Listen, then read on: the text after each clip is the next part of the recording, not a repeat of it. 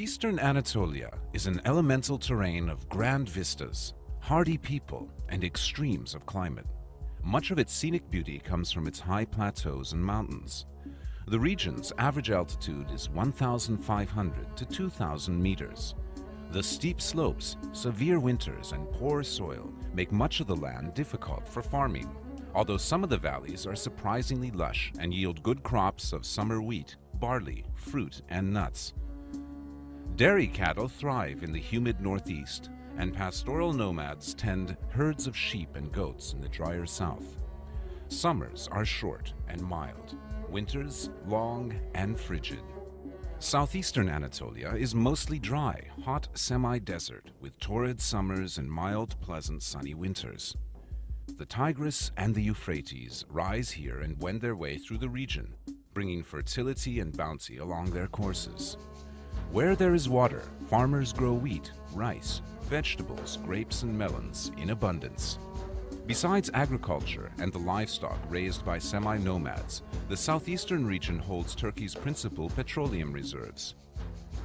Turkey's eastern and southeastern regions are at the crossroads of history. Camel caravans, pilgrims, and armies marched through on their way between Europe, Asia, the Middle East, and Africa, leaving their mark on the region's cities and towns.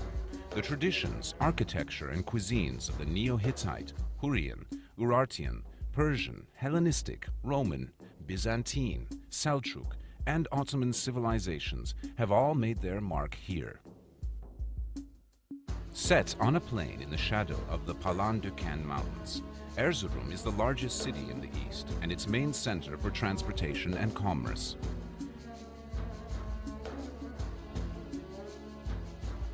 Although mostly modern, Erzurum boasts a citadel dating from Byzantine times, many spectacular Seljuk Turkish mosques, medreses or theological schools, and monumental tombs, as well as several important Ottoman-era mosques and a lively bazaar. Northeast of Erzurum, at an even higher level, is Kars, dominated by a great Turkish fortress that was used for defense well into the 20th century. The city center has numerous 19th century buildings in the Russian style, as well as several older Ottoman mosques, bridges and baths, and some fine medieval Armenian churches. Due east of Erzurum rises snow-capped Mount Ararat, Aradağ, 5,165 meters, mentioned in the Bible as the place where Noah's Ark came to rest. The stark, wild beauty of this region brings visitors to the nearby town of Doğu Beyazıt, used as a base for treks in the mountains. A few kilometers southeast, the fortress palace called the İshak Pasha Saray rests on a rocky outcrop backed by mountains overlooking the town and the plain. The 18th century palace complex boasts 360 rooms, halls, barracks, a theological school, baths, a mosque, living quarters, and a prison. Southeast of Erzurum is Lake Van. This vast inland sea, the largest lake in Anatolia, is surrounded by volcanic mountains and has no outlet. You float easily in the mineral-rich water and can wash clothes without need for soap. On the eastern shore of the lake, the city of Van is truly ancient, even for Turkey.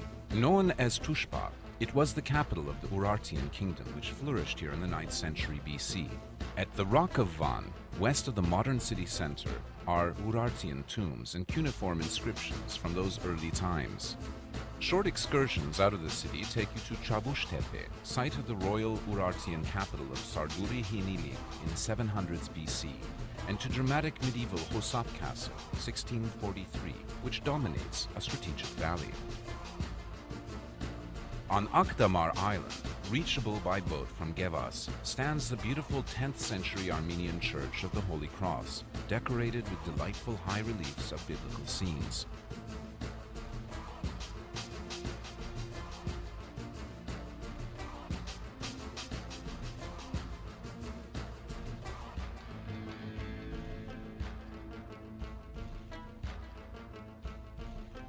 In southeastern Anatolia, Gaziantep is an ancient town that has become the region's modern commercial and financial center.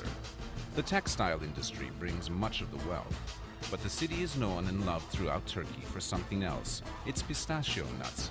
This is the place to try delicious baklava with pistachios. Gaziantep's Archaeological Museum has one of the world's best collections of Roman mosaics, many from the rich finds unearthed at ancient Zeugma. Threatened by the rising waters of a vast new lake, the mosaics were rescued and are now on view in the museum.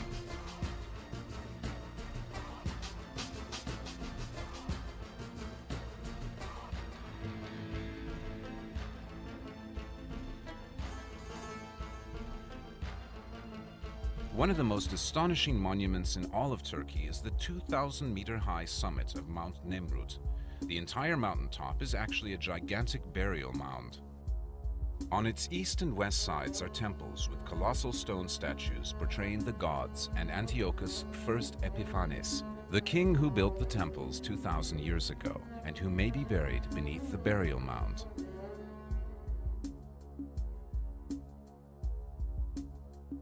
South of Nemrut is Şanlıurfa, known in Crusader times as Edessa. Throughout its long history, conquering armies have kept Urfa, as it's called, in tumult. But there is little evidence of conflict today. Instead, Urfa is a peaceful center of pilgrimage for the faithful who come to visit the cave where, legend says, the patriarch Abraham was born. Speaking of Abraham, the Bible's book of Genesis says that he lived for a time in nearby Haran, a town of ancient-looking beehive-shaped houses made of mud brick. Wandering among its timeless scenes of village life, it's easy to imagine what life was like nearly 3,000 years ago. East of Şanlıurfa, across the flat, dry countryside, is Mardin, yet another ancient city with a biblical connection. It's the chief city in a region known for its ancient monasteries. Many of them were founded only a few centuries after Jesus preached and still use Aramaic, the language Jesus spoke in their worship services. Just outside Mardin, the Deirul Zaferan Monastery, once the seat of the Assyrian Orthodox Patriarchate, is a fine example.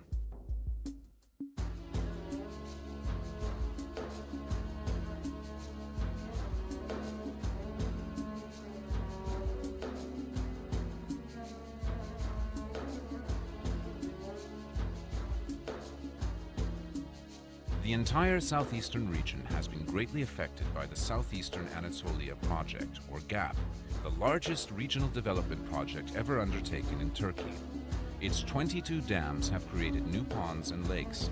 Its 19 hydroelectric power plants on the Tigris and Euphrates rivers provide much of Turkey's electricity, and its hundreds of kilometers of aqueducts and irrigation channels have made the desert bloom. A fitting symbol of this mammoth project is the Atatürk Dam on the Euphrates near Şanlıurfa, the biggest in Turkey and fifth largest in the world.